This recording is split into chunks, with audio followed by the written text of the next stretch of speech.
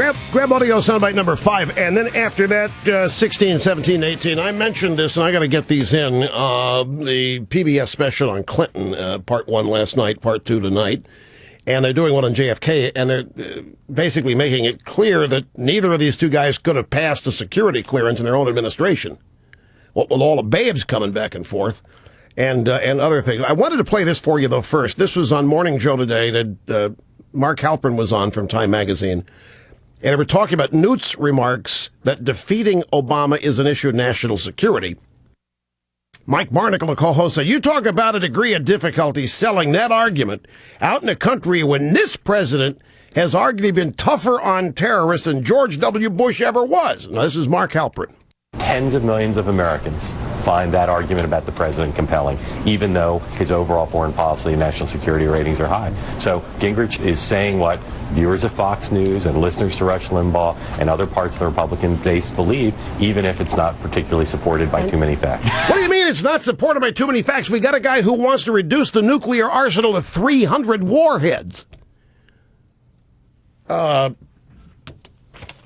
guy who wants America cut down to size. Anyway, I'm responsible for local talk show hosts that hold candidates' their feet to the fire. And now I'm responsible for this silly notion that Obama's a national security threat. Gail Sheehy was interviewed as part of Clinton American Experience PBS documentary. She said this as part of her participation last night. Betsy Wright, his ferociously protective campaign manager, sat him down with a list of names of women and went through one after the other. How many times? Where did you meet her? How likely is she to talk? Betsy Wright said, but you don't understand. On a national scale, people will investigate. Your opponents will investigate it. The media will investigate it. The problem is, we're not just talking about you. We're talking about your wife, Hillary. We're talking about your child, Chelsea.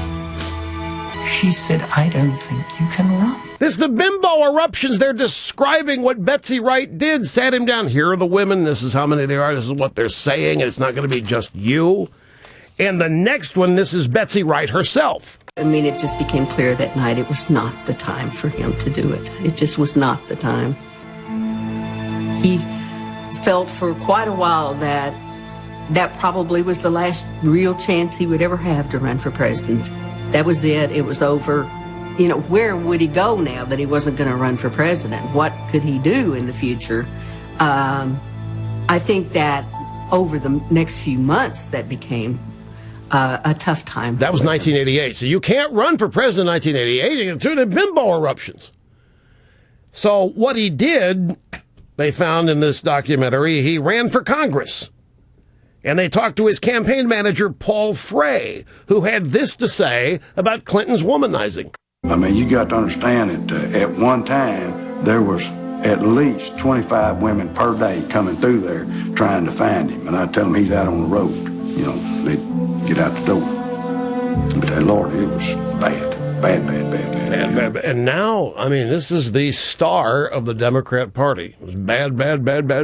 25 women coming through there every day looking for Bill Clinton. And I say he's on the road when he's actually on the other side of the door with one of the other 25 women. How does he squeeze